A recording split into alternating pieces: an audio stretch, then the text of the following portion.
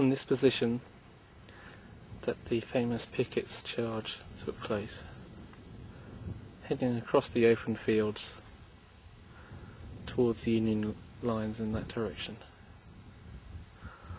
Pickett's line consisted of about 12,000 troops attacking the centre of the Union line, ordered by Lee, who thought his troops were invincible.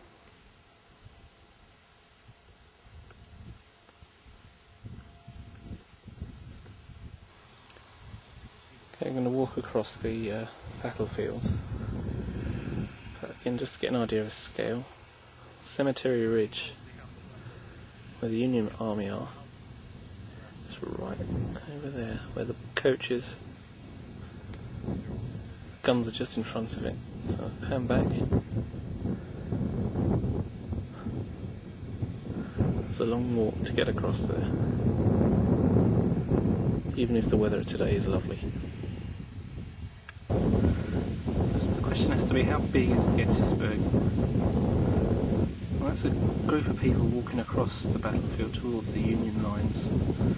A school bus just going past. I suspect that's the Gettysburg Road. Start to pan back. This is the northern end of where Pickett's Charge was.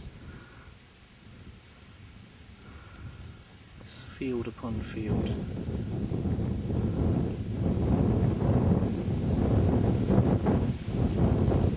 So they're about a mile away from here.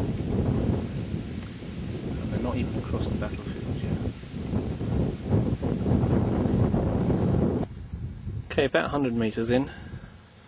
The first fence line, which conveniently has a gap in it for walkers to walk across. But at the time the soldiers had to stumble across these. Just from a geography point of view, to the left there's a slight rise, and they would have been visible, soldiers there would have been visible to the ridge.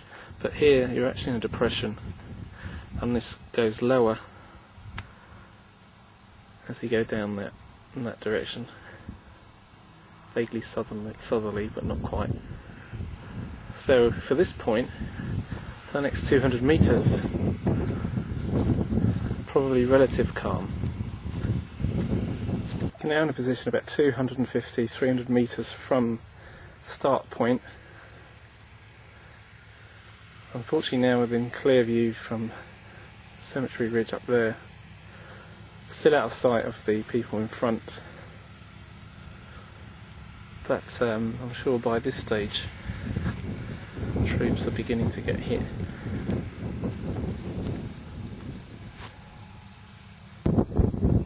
So this would have been full of men.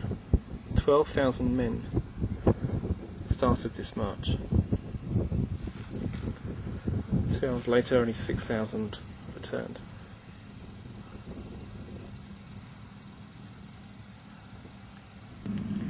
Now up to the second line of fences.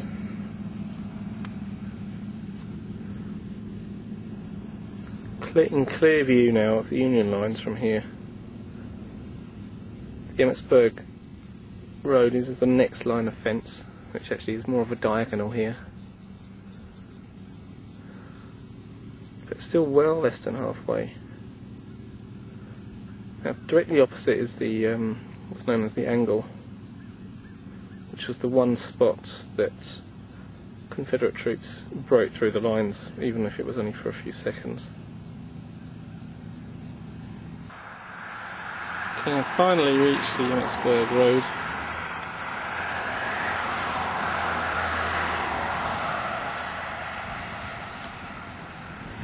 Which at its northern end was only a couple of hundred yards, maybe 300 yards short of the Cemetery Ridge and the Union line. But as the line extends, the distance between this point and the Union line just increases again. So in other words, this is probably about halfway for people walking in that direction. And in this heat, that's quite difficult, and this is September, end of September, not first weekend in July.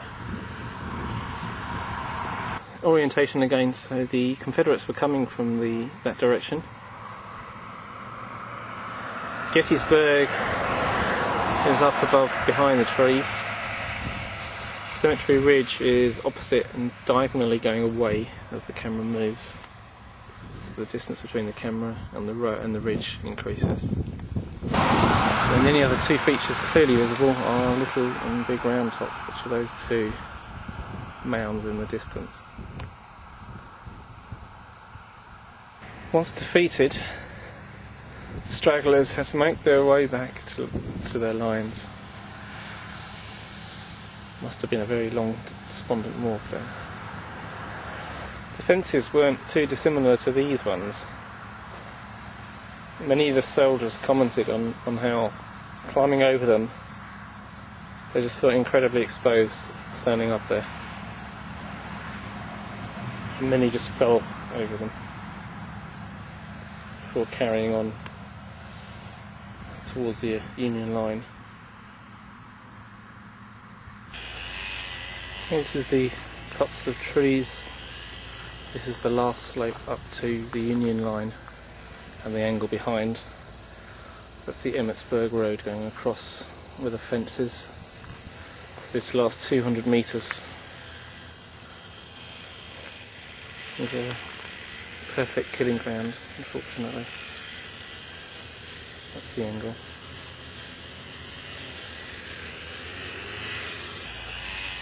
This is the copse of trees. This is the last slope up to the Union line and the angle behind. That's the Emmetsburg Road going across with the fences. This last 200 metres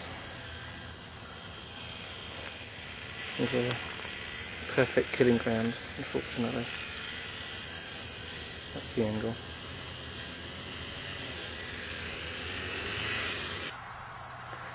It's the Emmetsburg Road, so the Confederates were running from this direction.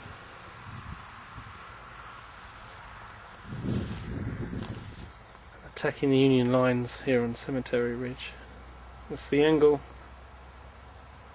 on the left, and the copse of trees on the right. And this is the one point of breakthrough.